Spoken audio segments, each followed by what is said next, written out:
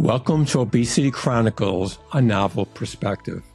My name is Robert Kushner, and I'm a professor of medicine and medical education at Northwestern University Feinberg School of Medicine and director of the Center for Lifestyle Medicine at Northwestern Medicine in Chicago. This program is intended for healthcare professionals. The information presented in this podcast is aligned with the views and opinions of the speakers and is sponsored by Novo Nordisk. The speakers have been compensated by Novo Nordisk for their participation in this program. This podcast is not to be used as medical advice and is intended for educational purposes only. It is not approved for continuing medical education credits. In today's podcast titled Obesity's Hidden Hurdle, the Science Behind Metabolic Adaptation, we will discuss metabolic adaptation and how it affects weight loss maintenance. At this time, I am pleased to be joined today by Jeff Seacutt and Eric Ravison. Jeff, could you introduce yourself to our audience? Hello. Yes, my name is Jeffrey Seacutt, and I'm a physician here in Richmond, Virginia. My background is in endocrinology, diabetes, and metabolism, but I've been board certified in obesity medicine for more than a decade, and obesity medicine has been my passion and the focus of my practice for the last 15 years or so. I also do a lot of teaching at the local and national level on obesity medications and the pathophysiology of obesity, which are some of my favorite subjects. Thanks. Eric? Hello, I'm Eric Ravison. I'm the Associate Executive Director at Pennington Biomedical Research Center in Baton Rouge, Louisiana. Pennington Biomedical is quite a unique place where we do only research, mostly on nutrition and obesity. Personally, I've been interested in the phenomenon of metabolic adaptation since the early 1980s, when my Swiss colleagues and I identified during weight loss using a metabolic chamber in Lausanne, Switzerland. By the way, the reason for me to be working in the US is that I was invited by the NIH in the mid-1980s to build the first metabolic chamber in North America. Such room calorimeters allow a minute-by-minute accurate and precise measure of daily energy expenditure, including all the components of energy expenditure. Such measures have taught us a lot about inter-individual variability in metabolism. People can have different metabolism even among individuals at the same age, the same sex, the same weight, and the same body composition. Thank you both. Today, we will discuss a relationship between energy intake, energy expenditure, and metabolic adaptation. We'll also explore how these factors affect weight management, especially in individuals who struggle with their weight. So, Jeff, let's start with you. What is the metabolic adaptation? Why is it an important concept to understand to help your patients with overweight or obesity managing their weight? So metabolic adaptation is a fascinating topic to discuss, and it's so important to understand in the context of weight loss and weight maintenance for our patients with obesity. So metabolic adaptation is the body's physiological response to weight loss due to reduced calorie intake that can ultimately promote weight regain by slowing metabolism or altering appetite-regulating hormones, and thus can be a barrier to maintaining long-term weight management. And so to better understand what that means, let's take a step back and talk about energy balance. So what is energy balance? Energy is just another word for calories. So energy balance means there's a balance state where calorie intake is equal to calorie expenditure or energy expenditure. And since it is equal, you maintain a certain weight. Calorie intake and calorie expenditure are two factors that really help determine energy balance. And that's explaining energy balance at a very simplified level, because while calorie intake might be easier for some to understand, energy expenditure, that's a really whole different story. It is really hard to know how many calories someone is actually expending and burning. So when your calorie intake increases over your calorie expenditure, you start to gain weight and vice versa. Simply put, when your outs are greater than your ins, that's when you start to lose weight at this simplified level. But as you start to lose weight from eating less calories, your body has this response that enables it to adapt to this lower calorie intake by reducing your energy expenditure, increasing your hunger and appetite, and decreasing your satiety. This is caused by changes in appetite hormones and a slower metabolism. And as a result, you may start to eat more and regain weight. And really, what this means is that when your patient with obesity starts to lose weight, their body tries to adjust its metabolic rate in order to conserve energy and thus reduce the rate of weight loss. So, in other words, after weight loss, metabolic adaptation may lead to a decrease in resting metabolic rate, or RMR, and lower energy expenditure, which can also, unfortunately, lead to weight regain. So, in the real world, what this means is that while substantial weight loss is possible, by following different treatment regimens, sustained long-term weight maintenance can be more challenging. A meta-analysis of 29 long-term weight loss and weight management studies of structured U.S. weight loss programs with greater than or equal to 2 years of follow-up that included samples ranging from 6 to 508 patients aged 31 to 59 years found that individuals maintained 44% of their initial weight loss at 2 years and only 21% at 5 years. We all know patients who have lost a tremendous amount of weight due to calorie restriction, but we also know that a lot of those patients may regain weight, and that is just ultra frustrating overall. One thing that I would emphasize is that when you look at metabolic adaptation, it's not just the drop in metabolism that is expected with weight loss. As Eric has published back in the 80s, one of the biggest predictors of metabolism is lean body mass and skeletal muscle mass. And when we lose a certain amount of lean body mass and muscle, we actually expect that our metabolism will slow down. Now, I'm sure, Eric, that you will get into this topic more later in our discussion as the expert on this topic. The way that I think about it is that what's unique about metabolic adaptation is that it's essentially a greater drop in metabolism than expected. When you lose a certain amount of muscle mass, you expect to decrease your metabolism by a certain amount. But in reality, you lose more than expected.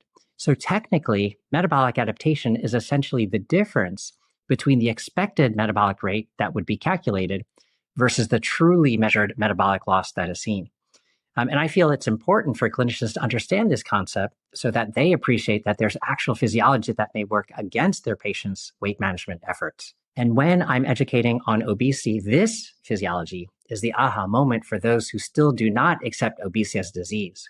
This is when they realize that obesity is disease and not simply a lack of willpower. Thanks, Jeff, for that really wonderful insight. Eric, we know that you've studied this topic for many decades. Can you tell us about your research and about metabolic adaptation in your own words? How does metabolic adaptation affect one's resting metabolic rate to ultimately affect weight management? Yes, absolutely. As Jeff mentioned, it is important to understand that we burn a certain amount of calories, and to maintain weight, we need to ingest a similar amount of calories as we burn. Now, how do we burn the calories? I think it's mostly through resting metabolic rate, physical activity, and what we call the thermic effect of food. Indirect calorimetry, which is the measure of both oxygen consumption and carbon dioxide production, has helped us to better understand the components that influence energy metabolism and its role in weight control. This can be better informed in the development of strategies to combat obesity. Let's start with physical activity, which may account for 20 to 30% of total daily energy expenditure, but varies depending on the type and intensity of activity. For example, energy expended for physical activity has been estimated to range from approximately 15% in very sedentary individuals to up to 50% in highly active individuals. Energy burn through physical activity can be through spontaneous physical activity or voluntary physical activity. If I now go outside and walk or jog 2 miles, that is what is called voluntary physical activity.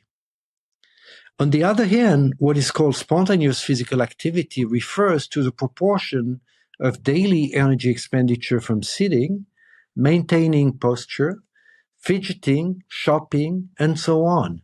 These activities are not typically as physically demanding as voluntary exercise, but they still require a significant level of energy for extended period of time. Then we have the thermic effect of food. When you ingest food, this food is absorbed in the gastrointestinal tract, Then it is transported into the tissue where it is either oxidized or in most cases stored. The thermic effect of food, which is an increase above your resting metabolic rate of energy expenditure, is really the cost of digestion, absorption, transport, and storage of food. Finally, the third component of your daily energy expenditure is the resting metabolic rate. Resting metabolic rate represents approximately 60 to 70% of your daily caloric budget, while the thermic effect of food represents only 10% of the calories that you burn in a day. And then the rest, about 20 to 30%, is all physical activity, which is either spontaneous or voluntary physical activity. Of course, the contribution of these three components vary quite a bit, and that mostly in relationship to your level of physical activity. For example, if you are in the Tour de France and you burn 6,000 calories a day just in exercise, the resting metabolic rate becomes a much smaller proportion of your total daily energy expenditure.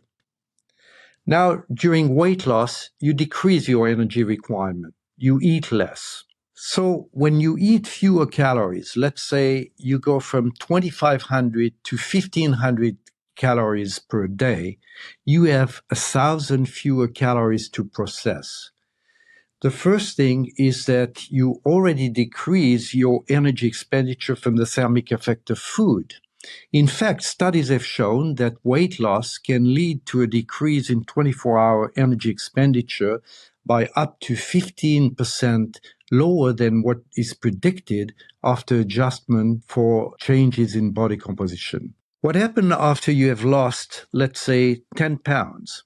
After this weight loss, which include mostly fat loss, but also some muscle loss, the energy cost of moving your body, such as climbing the stairs, is decreased. So due to muscle loss, you burn less energy after weight loss compared to before weight loss for the same physical activity level. In addition to physical activity, fat and lean mass also contribute to the third component of your daily energy expenditure, the resting metabolic rate. Multiple studies have shown that losing 9 to 11% of your initial body weight through caloric restriction in healthy, normal weight and overweight individuals can reduce your resting metabolic rate by 7 to 10%. This is basically because your body becomes more efficient in processing the necessary calories it needs to function for everyday activities. And this is what makes the quality of the weight loss important. Well, I think this is an important concept for us to understand, that when you lose weight, you lose fat mass and lean mass. Can you talk to us a little bit more about this, Eric? Yes, sure. Body composition changes over time with sustained caloric restriction. Men with obesity typically have more than 25% body fat, and women with obesity typically have more than 35% fat. However, in many patients with severe obesity, body fat can be up to 50% or more of your body weight.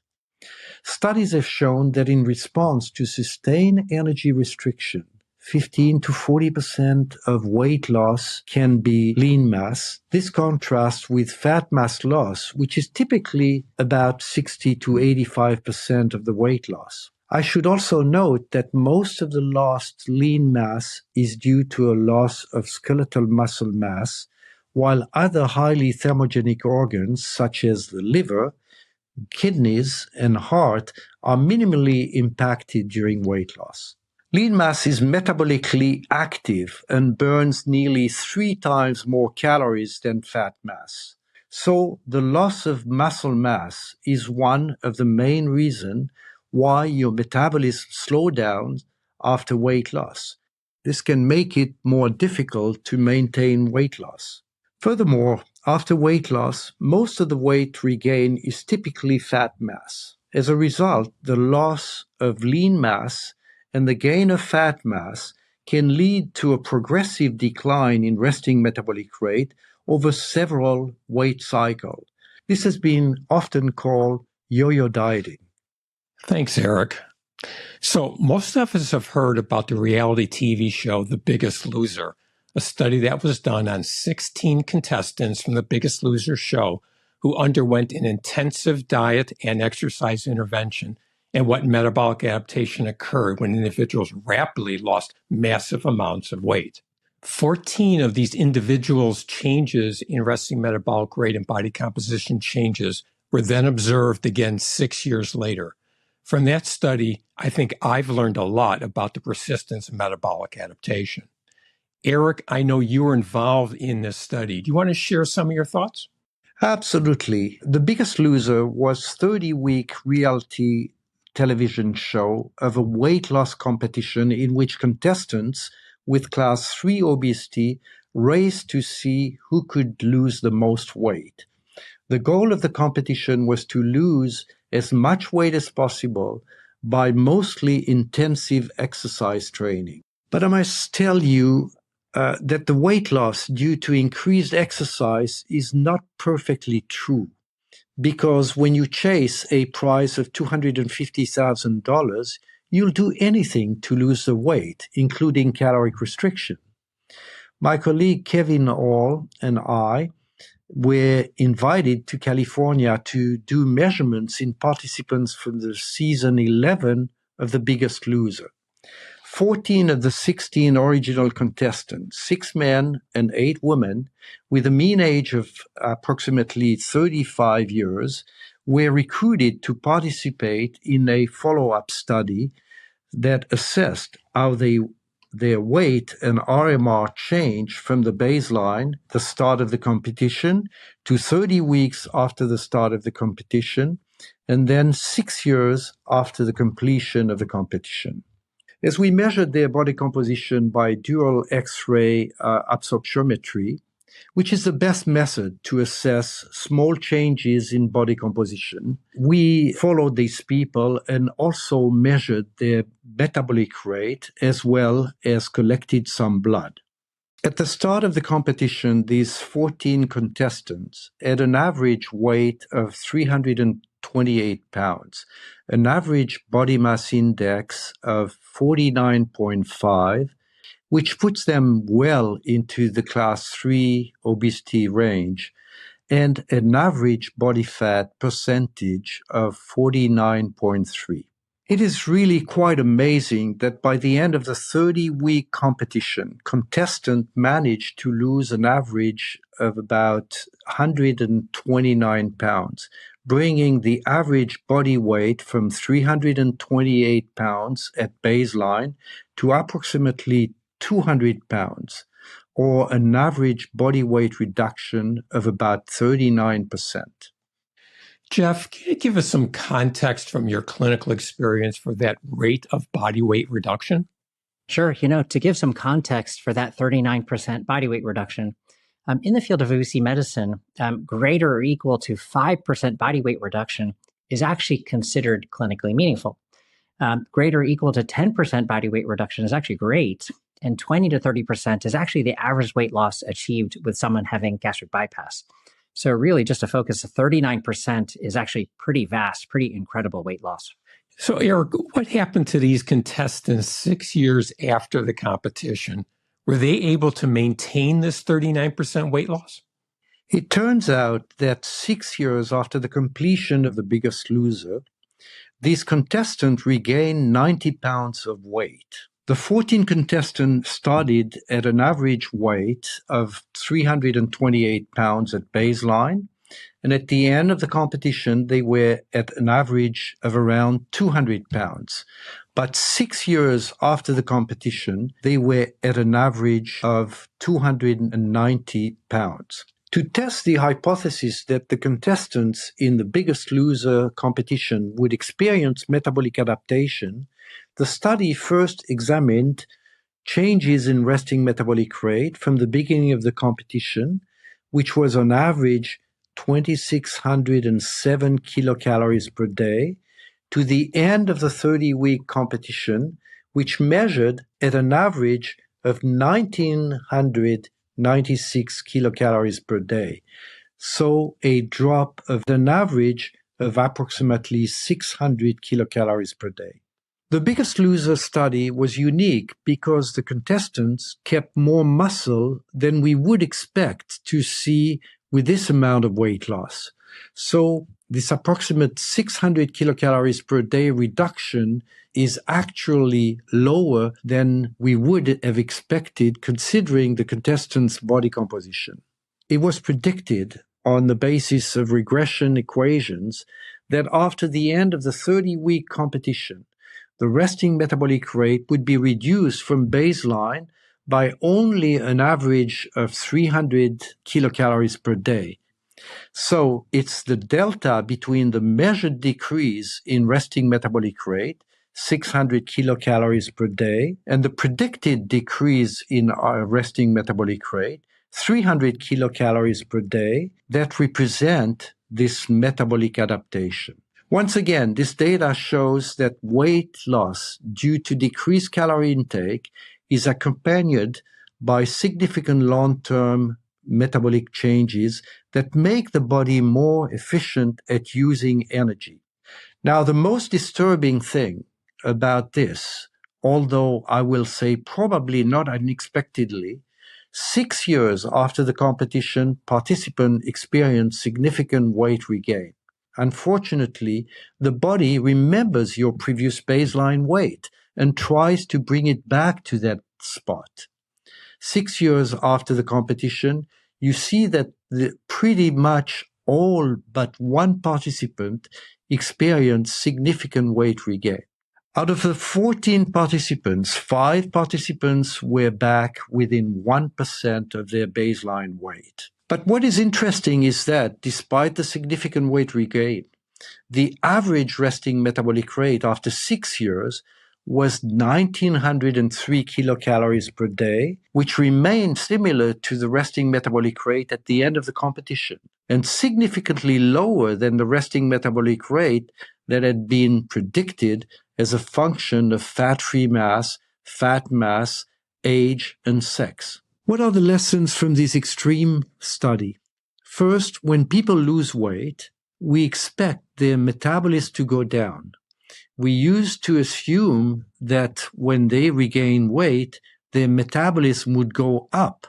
But unfortunately, in this study, as dramatic as it was, contestants experienced extremely rapid weight loss, dropped their metabolism, regained the weight, but did not regain their metabolism. And essentially, 6 years after they lost this tremendous amount of weight, many of them returned to their baseline weight.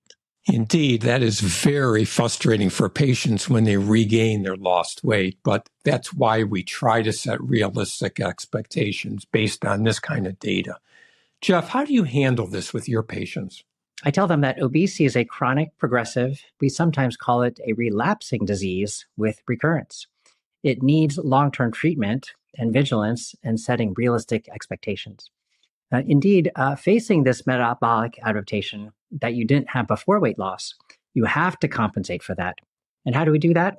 In the beginning of one's weight loss journey, the key to weight loss is usually nutritional changes with a dietary approach that reduces calorie intake. However, as one keeps losing more and more weight, while the nutritional changes remain extremely important, as one loses more weight, then the metabolic adaptation and metabolism reduction start to slow down the weight loss. Thus, it's key to increase physical activity, and in the beginning, it's a good idea to take advantage of any opportunity to increase one's calorie burn.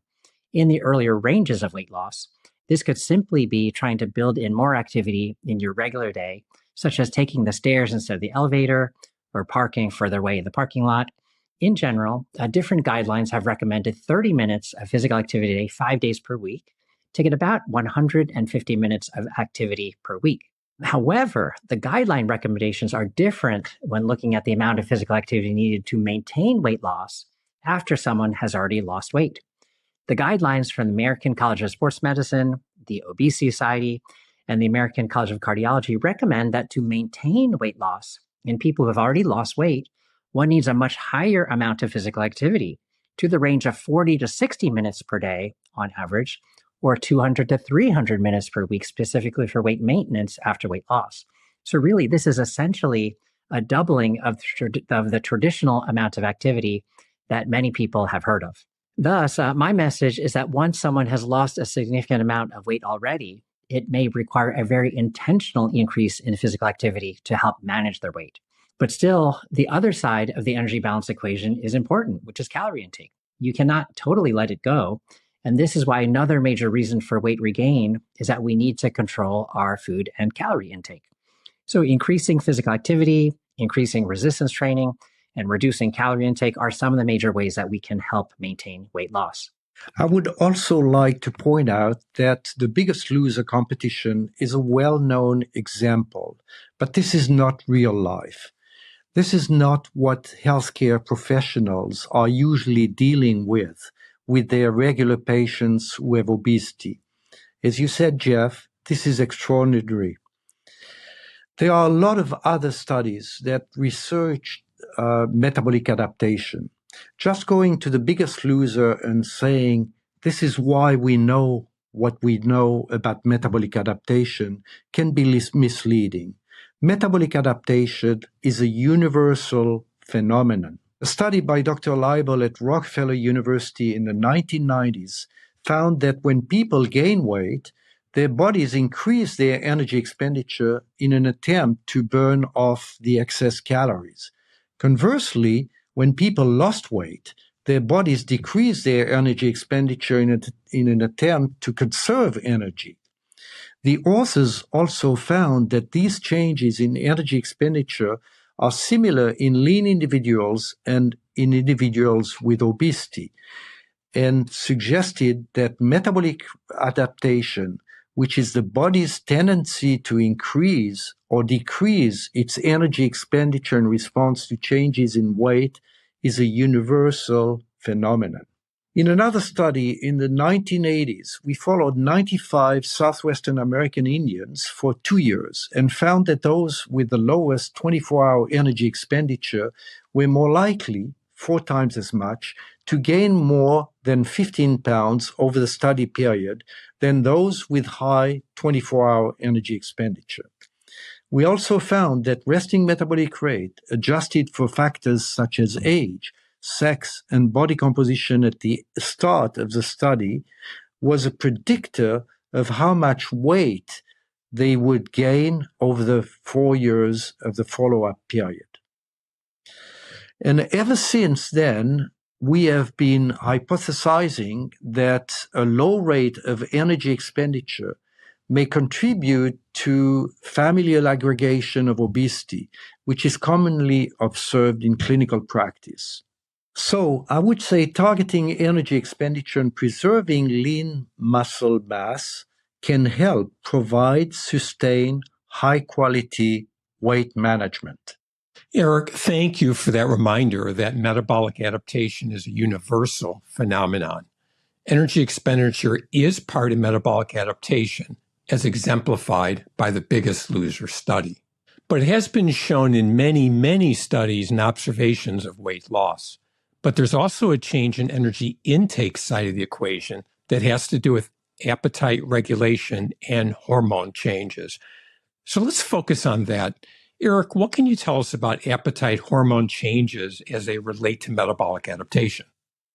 Yes, Bob. Metabolic adaptation is the body's physiological response to weight loss from reducing calories that can ultimately promote weight regain. One aspect of this physiological response is alteration in appetite hormone, as you just mentioned.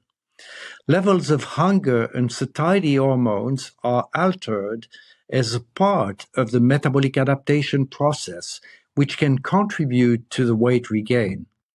One study in Australia enrolled 50 patients with BMIs ranging from 27 to 40, of which 34 patients completed the study. These patients achieved initial weight loss with a very low-calorie diet for 8 to 10 weeks. These patients then received counseling from a dietitian for 1 year to maintain this weight loss due to caloric restriction. During the course of the trial, circulating levels of appetite-regulating hormones were measured at baseline, week 0, immediately after the initial weight loss, week 10, and 1 year after the initial weight loss, week 62. The study showed that a year after the initial weight loss, following caloric restriction, you'd still have increased ghrelin compared to baseline, which is the hunger-inducing hormone that promotes food intake. And there was a decrease in satiety-inducing hormone, such as leptin, amylin, and glucagon-like peptide 1, or so often called GLP-1. And these hormones are very important for the modulation of appetite, satiety, and therefore food intake, which means that basically now you have two sides of the equations fighting against you, the energy expenditure side and the energy intake side. Fighting against this weight, you have two major mechanisms. One, a metabolic adaptation, which includes profound reduction in energy expenditure, and two, a drive towards increased food intake and decreased satiety. And I think this is one of the reasons why long-term strategies are necessary to counteract this metabolic adaptation to prevent obesity relapse. I agree. And I think that most of my patients who try to get control of their weight experience this, that despite changes in lifestyle and physical activity, the weight is very, very difficult to keep off. And given their best efforts, weight is not staying off. It's like a metaphorical tug of war between your lifestyle modification, that includes decreased calorie intake and increased physical activity, and the physiological response to weight loss that encourages weight regain, the decreased metabolic rate, increased hunger hormones, and decreased fullness hormones. It is particularly the hunger hormone ghrelin, which triggers appetite increase and signals the brain to drive body weight or body fat mass back to where it was when you started. Anyone who's tried to lose weight more than 1 or 2 times in their life has probably experienced this struggle. And we know that it's very important to have a supportive environment and not to do it alone. It's not just a matter of self-discipline, but really about engaging in healthy lifestyle behaviors. We discussed our patients' daily struggle with chronic weight management. As healthcare professionals, or HCPs, we play a critical role in this metaphorical weight management tug-of-war. The best approach will vary from person to person.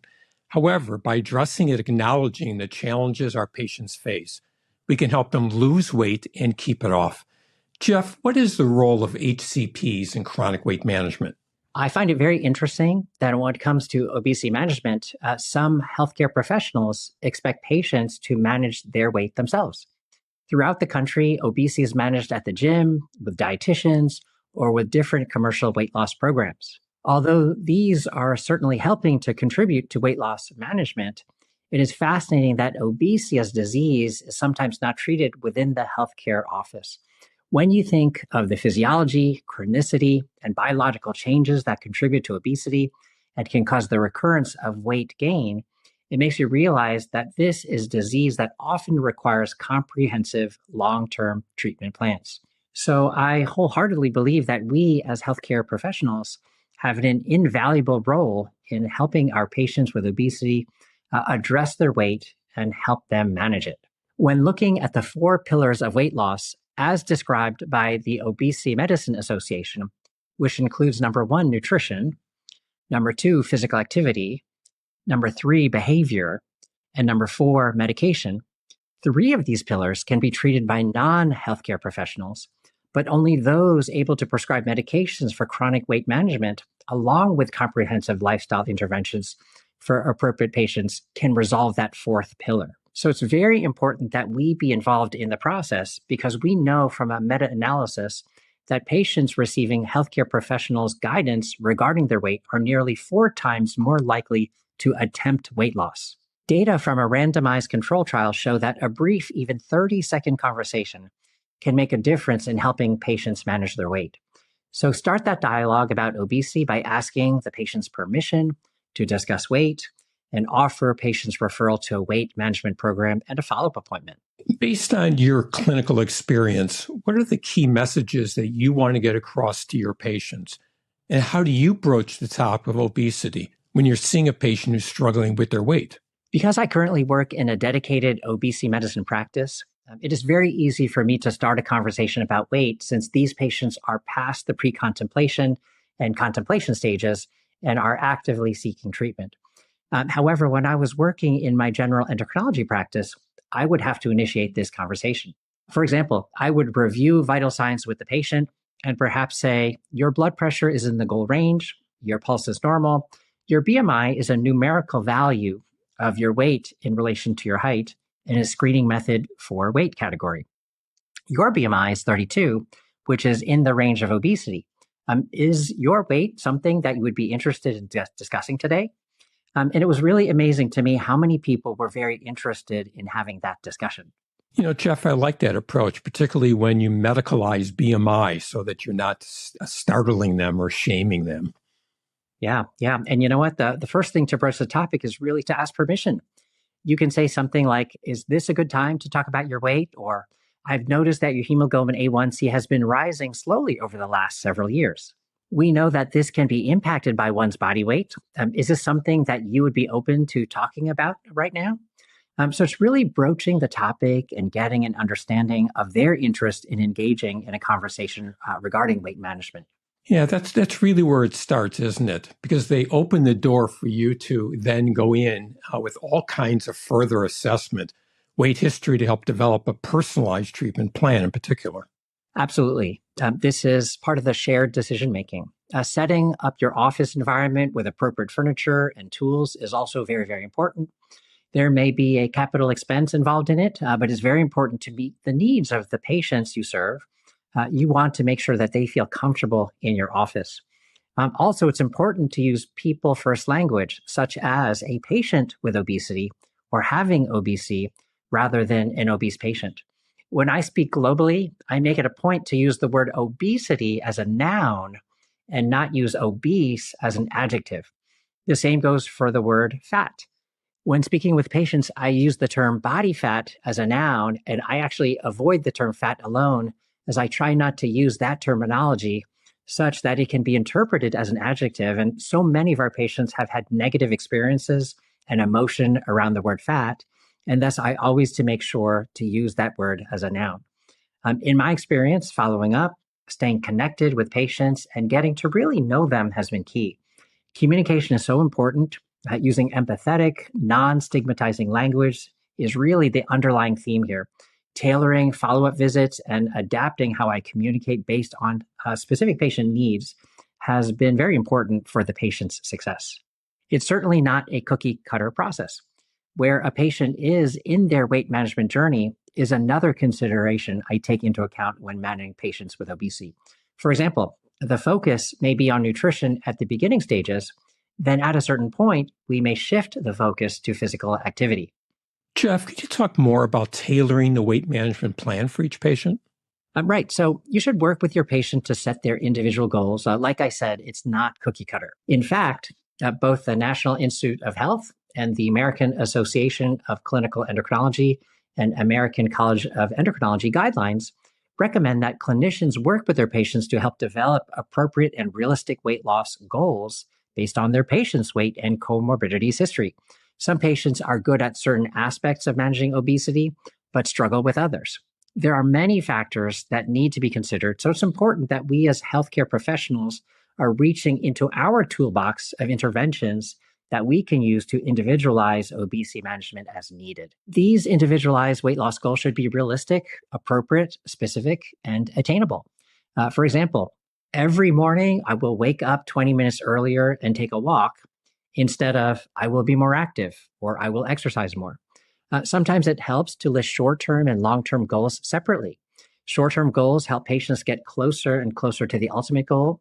Using specific dates can help motivate patients to commit to their plan. It's amazing how well patients can do when they have something very specific to work towards.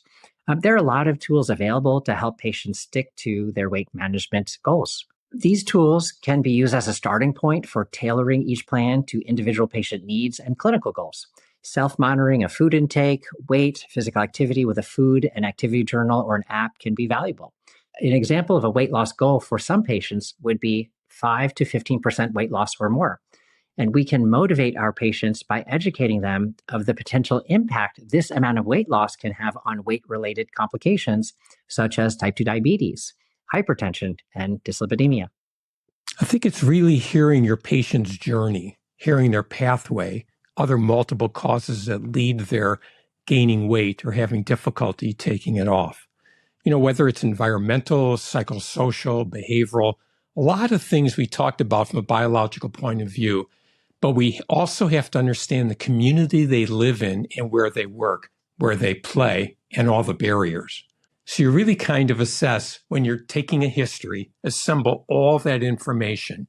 You assemble all of it in your mind, then come up with an individualized plan for that patient. Of course, principles of energy balance, self-monitoring, increased physical activity, and so on will be similar. But how do we actually deliver that, and what treatments we use in a specific way are really tailored to the patient? Exactly. Jeff, what are the different options available for people with obesity who are struggling to manage their weight? What is the recommended approach to weight management by national medical societies? Multiple national medical societies from diverse fields, including obesity, cardiology, endocrinology, pediatrics, and others, have emphasized the need for a holistic, comprehensive weight management approach to managing obesity that includes comprehensive lifestyle interventions, pharmacotherapy in addition to lifestyle interventions, and surgery as needed for appropriate patients. Lifestyle modifications such as healthy eating and regular physical activity are the foundation of any weight management plan. However, for many people with obesity, lifestyle modifications alone may not be enough to achieve and manage their weight. And weight management does not always end there. They all support the use for pharmacotherapy along with lifestyle interventions for chronic weight management for appropriate patients. Guidelines also recommend surgery, which is a proven option for more severe obesity or obesity associated with lots of complications. It's important to note that weight management is a long-term process that requires commitment and support. A holistic and comprehensive weight management plan should be tailored to the individual's needs and weight goals. Thank you, Jeff, and thank you, Eric. Now, before we close the program, let's recap some key points that we discussed today. We talked about the important concept of metabolic adaptation and why patients struggle with weight regain. We talked about what's going on the calorie intake side and the changes that occur with appetite hormones during weight loss due to caloric restriction that can cause decreased satiety and increased appetite. We also talked about how to translate that information to patient care with the communication we use, in the words we use, and how to individualize patient treatment. And by having that physiological background and clinical skills, we can be more helpful by assisting patients get control of their weight and maintain that weight loss the best they can. Jeff and Eric, thank you so much for participating in this program today. And thank you to our audience for joining us for our discussion today. Robert and Eric, thank you so much for this opportunity to participate in this conversation. And I'd like to give a very special thanks to all the attendees out there for taking the time to listen to this podcast. So thanks again. And thank you, both of you, for this very interesting discussion and important discussion about the weight relapse in many of our patients with obesity. This concludes this episode of Obesity's Hidden Hurdle, the science behind metabolic adaptation. Please join us for the next episode of Obesity Chronicles, a novel perspective where we will further explore the topic of obesity as a chronic progressive disease.